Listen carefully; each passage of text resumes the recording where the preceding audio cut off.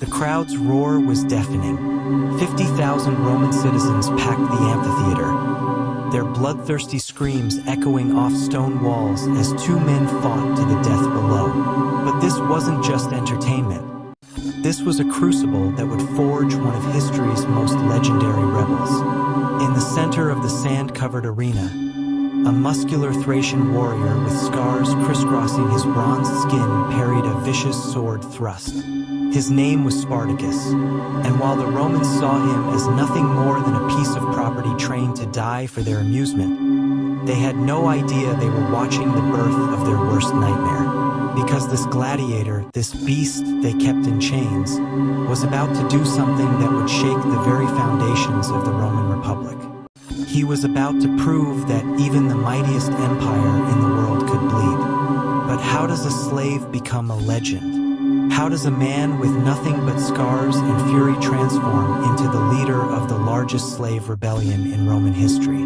The answer lies in a story so incredible, so absolutely insane, that even today, over 2,000 years later, we're still talking about it. This is the story of Spartacus, the gladiator who broke his chains, united the oppressed, and brought Rome to its knees. Long before Spartacus ever set foot in a Roman arena, he was a free man. Born in Thrace, a rugged region north of Greece known for producing fierce warriors, Spartacus lived in a world where strength meant survival and honor meant everything. The Thracians were legendary fighters, mountain people who had been clashing with Greek city-states and expanding empires for centuries. They were known for their distinctive curved swords, their tactical brilliance, and their absolute refusal to bow to foreign rule. Spartacus grew up in this warrior culture, learning to fight almost before he could walk. But here's where the story gets murky, and honestly, that makes it even more fascinating. Ancient historians gave us conflicting accounts of Spartacus's early life. Some claimed he was a Thracian king who fought against Roman expansion. Others suggested he was a mercenary who had served in the Roman auxiliary forces before deserting. The most intriguing theory? That he was a soldier who had turned to banditry in the mountains of Thrace. What we do know for certain is this: somehow, someway, Spartacus ended up in Roman chains. Whether he was captured in battle, betrayed by allies, or simply overwhelmed by Rome's inexorable military machine, the result was the same. This proud Thracian warrior found himself stripped of everything: his freedom, his dignity, his very humanity in Roman eyes. The transformation from free man to slave was brutal beyond imagination. Romans didn't just enslave people, they systematically broke them. Spartacus would have been marched hundreds of miles in chains, sold like livestock in slave markets, and finally delivered to one of the most hellish places in the ancient world, a gladiator school. But the Romans made a critical error. They assumed that putting a man in chains would break his spirit. They had no idea that they were about to create their own destruction. Capua, 73 BCE. The gladiator school of Lentulus Vatiatus was a fortress-like compound where human beings were transformed into killing machines for Roman entertainment. This wasn't some noble academy. It was a place where men were treated worse than animals, where every day was a battle for survival. Spartacus found himself thrown into this nightmare alongside hundreds of other slaves from across the Mediterranean. Gauls with wild hair and fierce blue eyes, Germans built like oak trees, Syrians, Africans, Greeks, all united by their chains and their hatred of their Roman masters. The training was absolutely savage. Gladiators weren't just taught to fight. They were conditioned to become perfect warriors through methods that would make modern special forces training look like summer camp. They faced wooden swords and shields that were twice the weight of real weapons, building incredible strength and endurance. They learned dozens of fighting styles, from the net and trident combinations of the retiarius to the heavy armor and sword work of the secutor. But here's what made Spartacus different from the other slaves. He didn't just survive this training, he excelled at it. His natural warrior instincts, combined with his Thracian military background, made him a gladiatorial prodigy. He could adapt to any fighting style, read his opponents like an open book, and kill with the cold efficiency of a born predator. More importantly, Spartacus did something that terrified his Roman masters. He began to think strategically about his situation. While other gladiators focused solely on surviving their next fight, Spartacus studied the school's routines, mapped out its weaknesses, and quietly began building relationships with the most dangerous men in the compound. He identified natural leaders among the slaves, men who commanded respect and loyalty from their fellow prisoners. The Romans thought they were creating entertainment. What they were actually doing was giving military training to some of the most motivated warriors in the ancient world. Men who had absolutely nothing left to lose. And Spartacus was watching, learning, planning. The exact moment when Spartacus decided to rebel is lost to history, but we can imagine the fury building inside him with each passing day. Every time he was forced to fight for Roman amusement, every night he was locked in his cell like an animal, every moment he was reminded that he was considered property rather than a human being. It all fed the fire of his rage. But rage alone doesn't create successful rebellions. What made Spartacus truly dangerous was his ability to channel that fury into cold, calculated planning. The opportunity came in the spring of 73 BCE. According to the Roman historian Plutarch, Spartacus and his closest allies, including a Gaul named Crassus and a German called Enemouse, had been plotting their escape for months. They had identified weaknesses in the school's security, stockpiled makeshift weapons, and quietly recruited about 70 of the most trusted gladiators to join their conspiracy. The plan was simple but brilliant. During the confusion of a typical day, when guards were rotating and attention was divided, the conspirators would overpower their captors, break into the school's armory, and fight their way to freedom. But here's where the story becomes absolutely insane. When the moment came, everything went wrong, and somehow that made it even more successful. The gladiators had planned to steal real weapons from the armory, but they were discovered before they could reach it. Instead of abandoning their escape attempt, Spartacus made a split-second decision that revealed his tactical genius. He ordered his men to raid the school's kitchen. Picture this. 70 of the most dangerous fighters in the Roman world, armed with nothing but kitchen knives, meat cleavers, and cooking spits, going up against trained Roman guards with swords and armor. It should have been a massacre. Instead, it was a masterclass in tactical improvisation. The gladiators used their superior fighting skills and intimate knowledge of the compound's layout to systematically overwhelm their captors. They moved through the school like a pack of wolves, using narrow corridors and doorways to negate the Romans' numerical advantages. Within hours, they had killed their guards, freed every slave in the compound, and armed themselves with proper weapons.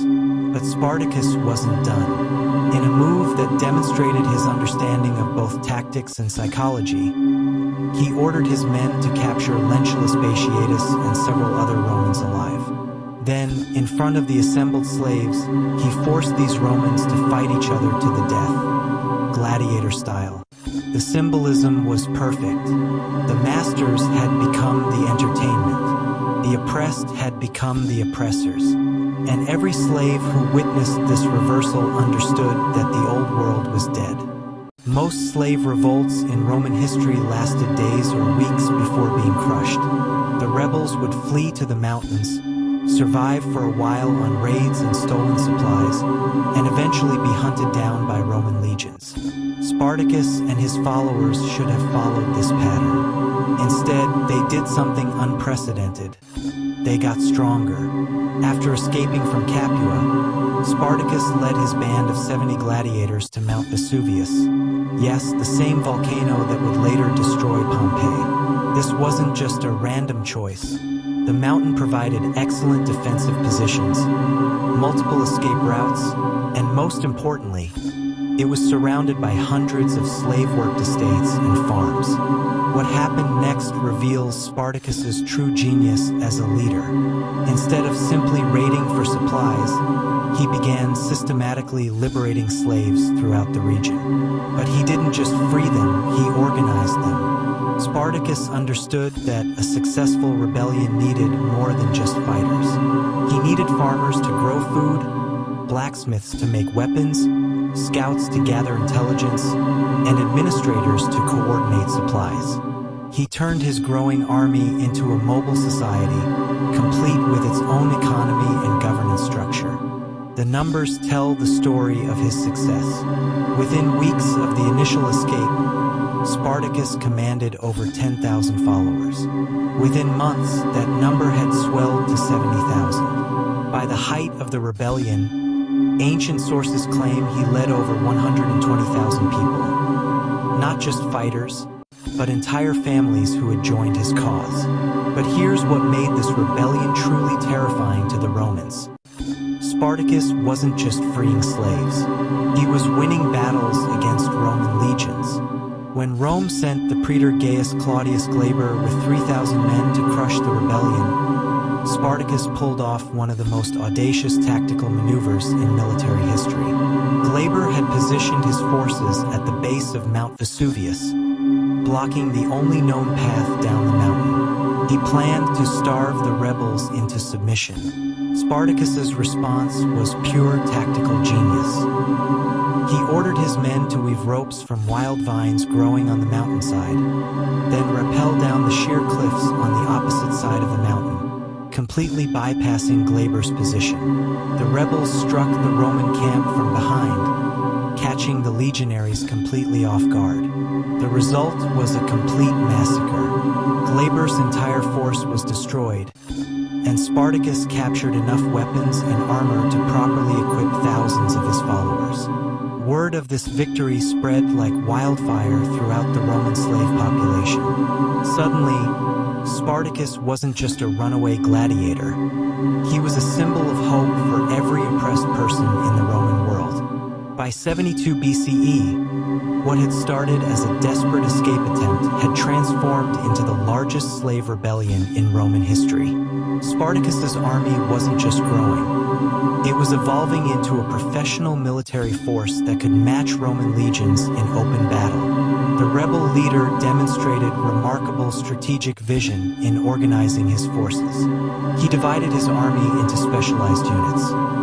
Cavalry units led by Germanic warriors who excelled at horseback fighting, infantry formations trained in Roman tactics but adapted for the rebels' more mobile style of warfare, and engineering corps capable of building siege equipment and fortifications. More incredibly, Spartacus managed to unite peoples who had been enemies for centuries. Gauls fought alongside Germans, Thracians coordinated with Syrians, and Greeks served under African commanders. The only thing that mattered in Spartacus's army was ability and loyalty to the cause of freedom. The Romans, meanwhile, were experiencing something they hadn't felt in generations: genuine terror on their own soil. When Rome sent another praetor, Publius Varinius, with 2 separate legions to crush the rebellion, Spartacus didn't just defeat them. He systematically destroyed them in a series of running battles that showcased his tactical brilliance. First, he feinted an attack against one of Varinius's subordinates, drawing Roman forces out of position. Then, while the Romans were pursuing what they thought was a retreating rebel force, Spartacus struck their supply lines and captured their baggage train. Finally, with the Romans confused and demoralized, he turned his entire army around and smashed into their scattered formations. The result was another complete Roman disaster. Varinius himself barely escaped with his life, and his army was annihilated. Spartacus captured the Roman fasces, the symbol of official authority, and publicly burned them as a sign that he rejected Roman legitimacy entirely. But perhaps the most remarkable aspect of these victories was what Spartacus did afterward. Instead of following typical ancient warfare practices, slaughtering prisoners, enslaving civilians, and looting cities, he instituted a remarkably humane code of conduct for his army. Roman prisoners were treated well and often released unharmed. Civilian property was respected unless it belonged to known slave owners. Most incredibly, Spartacus banned his followers from owning slaves themselves, declaring that no one who had experienced bondage should ever impose it on others. This wasn't just good propaganda, it was revolutionary thinking that challenged the fundamental assumptions of ancient society. By the winter of 72 to 71 BCE, Spartacus controlled most of southern Italy. His army had grown to unprecedented size, and Roman authority had effectively collapsed across vast regions of the peninsula. For the first time in centuries, Rome faced an existential threat not from foreign enemies, but from within its own borders. The rebel leader now faced his most crucial strategic decision: what to do with his success. Many of his followers, drunk on victory and revenge, wanted to march on Rome itself. The capital was vulnerable, its best legions tied up in foreign wars, and the psychological impact of a slave army at the gates would have been devastating to Roman morale worldwide. But Spartacus made a different choice, one that revealed both his strategic wisdom and his fundamental humanity. Instead of attacking Rome, he decided to lead his people north, toward the Alps and freedom beyond Roman borders. His plan was ambitious: cross the mountains into Gaul, where his followers could scatter to their homelands or establish new communities beyond Roman reach. This decision split his army. Crassus, his Gallic lieutenant, argued passionately for continuing the war in Italy. He wanted revenge against Rome, not just escape from it. The disagreement grew so heated that Crassus eventually broke away with about 30,000 followers, planning to continue raiding Roman territory. Spartacus let him go. Even in the midst of strategic planning, he refused to impose his will through force on men who had followed him from slavery to freedom. The decision proved tragic. Crassus and his followers were soon cornered by a Roman force under Gellius Publicola and massacred. Crassus himself died fighting, but his death served Roman propaganda perfectly. Here was proof that rebels could be defeated.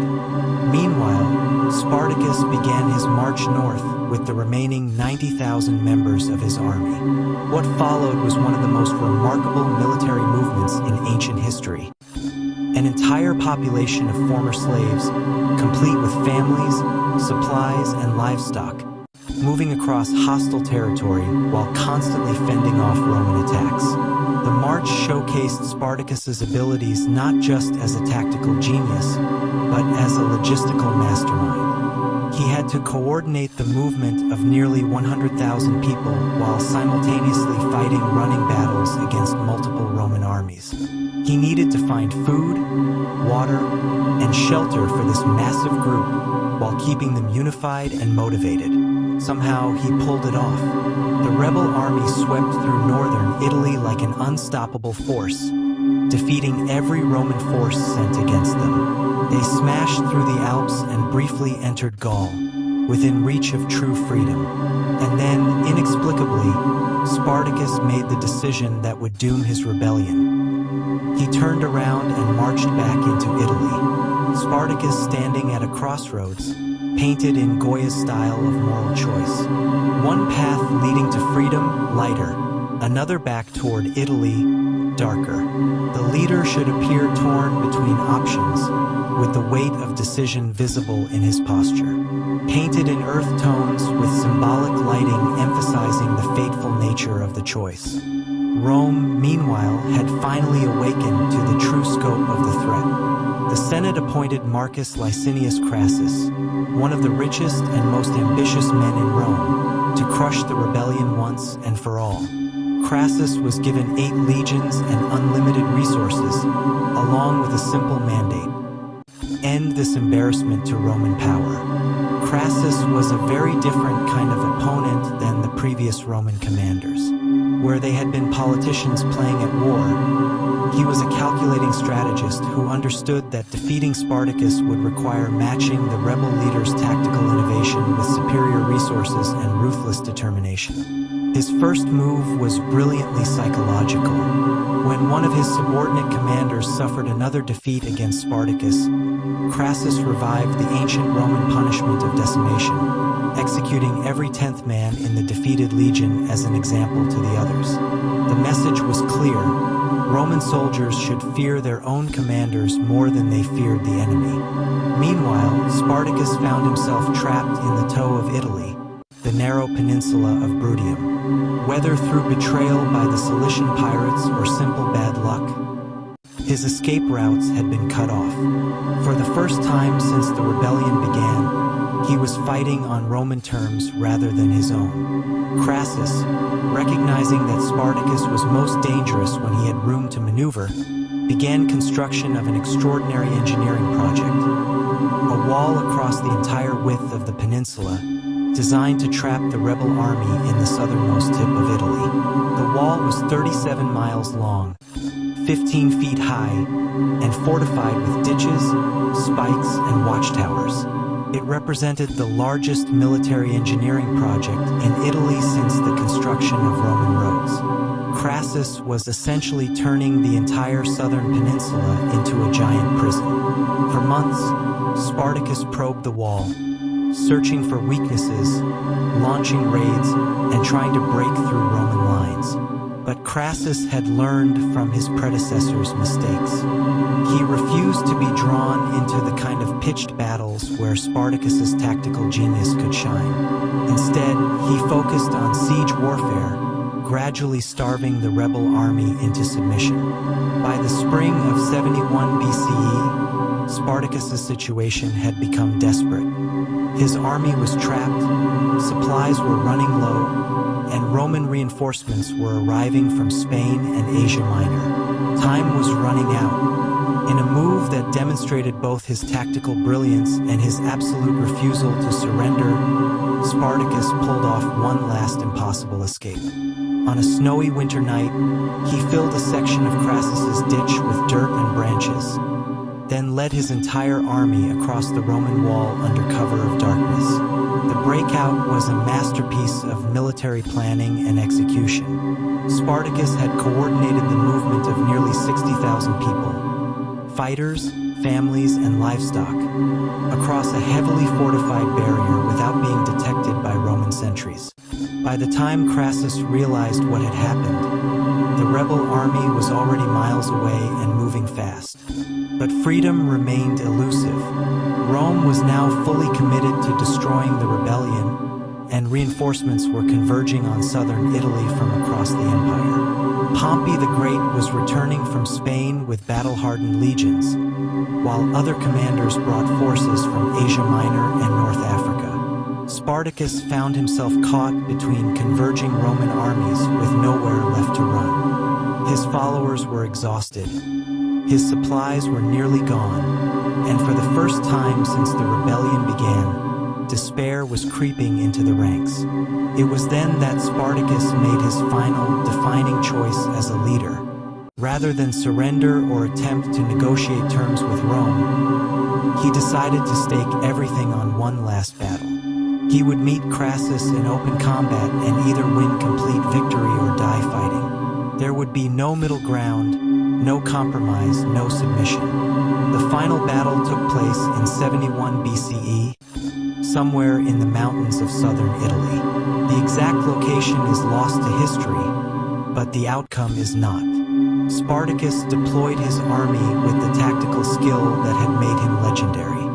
He placed his strongest fighters in the center, used his cavalry to protect the flanks, and positioned himself at the very front of the formation where his personal example could inspire his followers. When the battle began, Spartacus did something that stunned both armies. He killed his own horse in front of his assembled followers, declaring that he would either find a new horse among the enemy's mounts or die in the attempt.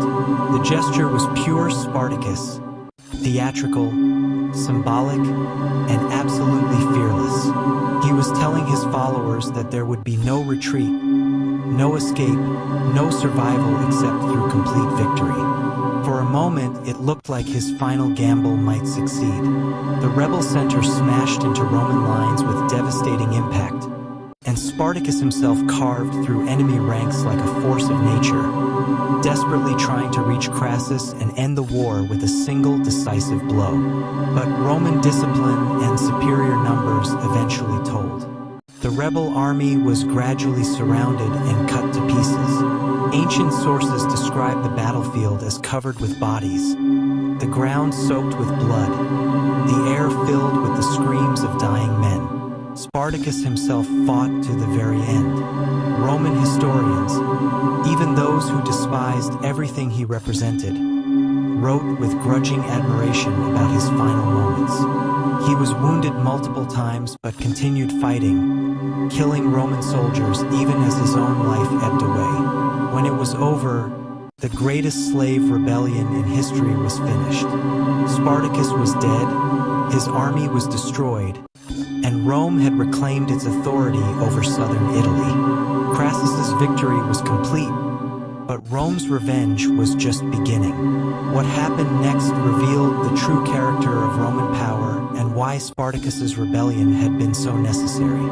6,000 captured rebels were crucified along the Appian Way, the main road between Rome and Capua. For 120 miles, travelers could see the broken bodies of slaves who had dared to dream of freedom, left to rot as a warning to anyone who might consider following Spartacus's example. The crucifixions weren't just executions, they were theater designed to restore Roman psychological dominance.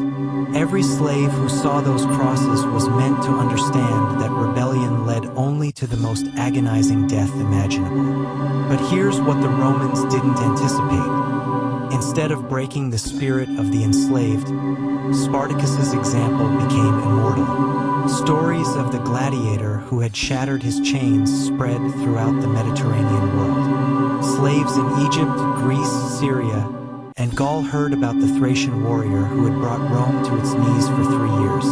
They learned that it was possible to fight back, possible to win, possible to die as free men rather than live as property. The rebellion had practical consequences too. Rome was forced to reform its gladiator schools, improving conditions and security to prevent future uprisings.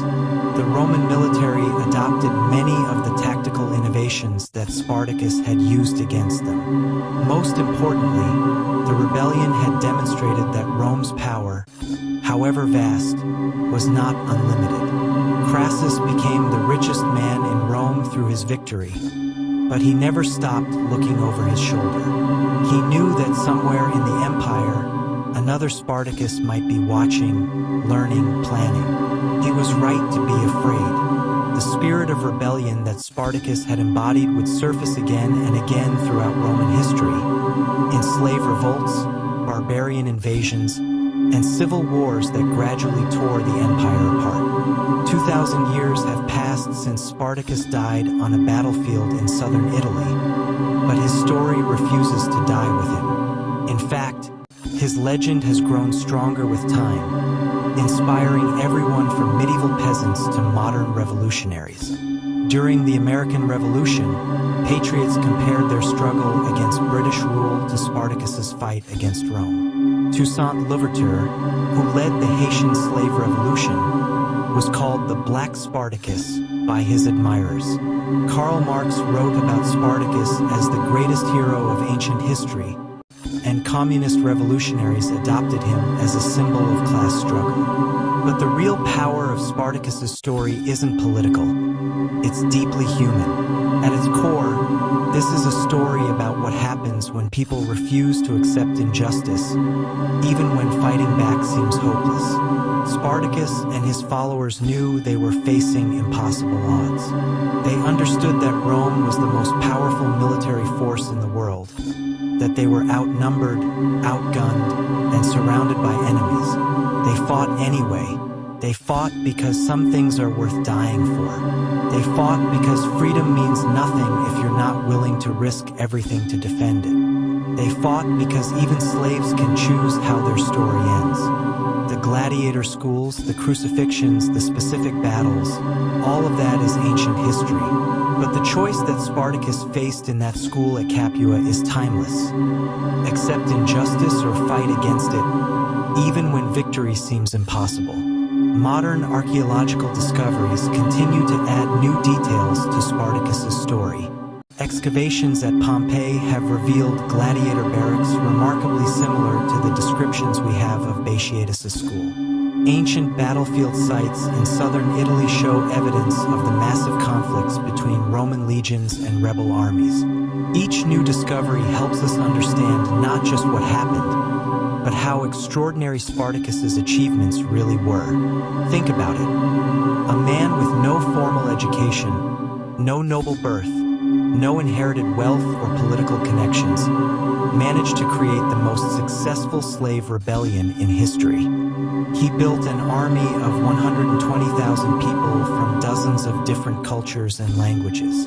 He defeated Roman legions in open battle for 3 straight years. He created a mobile society that functioned effectively while constantly under military pressure. These weren't accidents or lucky breaks.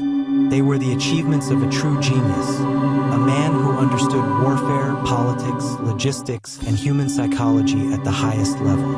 But perhaps most remarkably, Spartacus did all of this while maintaining his essential humanity. He could have become just another warlord, ruling through fear and brutality. Instead, he created an army based on shared values of freedom and mutual respect.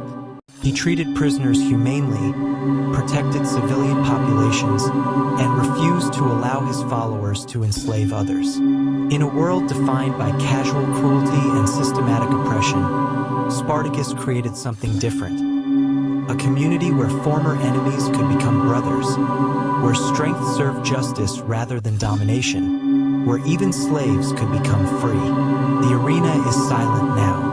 The crowds that once screamed for blood have been dust for centuries. The Roman Empire that seemed so eternal has crumbled into ruins scattered across 3 continents. But Spartacus lives on. He lives on in every person who refuses to accept that injustice is inevitable. He lives on in every movement that challenges oppression, every revolution that demands freedom, every individual who chooses to fight rather than submit.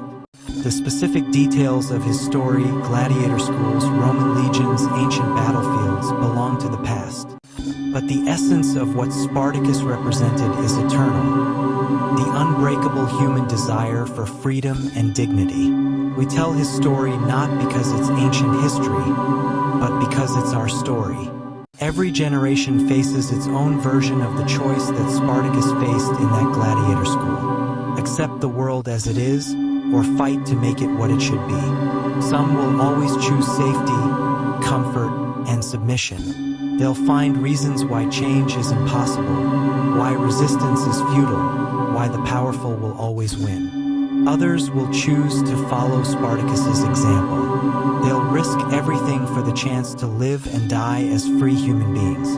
They'll understand that some defeats are more meaningful than easy victories, that how you fight matters as much as whether you win. The gladiator from Thrace proved that even the mightiest empire can be shaken by people who refuse to bow. He showed that courage, unity, and determination can overcome seemingly impossible odds. Most importantly, he demonstrated that the human spirit, once awakened to its own power, cannot be permanently chained. That's why his story still matters. That's why we still tell it. Because somewhere, in some modern equivalent of a Roman gladiator school, another Spartacus is watching, learning, and preparing to remind the world that no one is born to be a slave. And when that moment comes, when ordinary people decide they've had enough of injustice, the earth will shake once again with the footsteps of those who choose freedom over safety, honor over survival, and hope over despair. The rebellion never really ended. It just found new battlefields, new warriors, and new dreams of what freedom could mean. Spartacus would have understood perfectly. The gladiators' chains were broken 20 centuries ago, but the echo of their shattering still rings through history, reminding us that liberty is not a gift to be received, but a right to be seized by those brave enough to reach for it. Thank you for watching Silent Atrocities. I hope you enjoyed this video. If you want more absolutely insane, untold historical content that your teachers were too polite to mention, hit that subscribe button right now, like, share, and comment below. What other untold historical story would you like me to reveal? See you in the next one.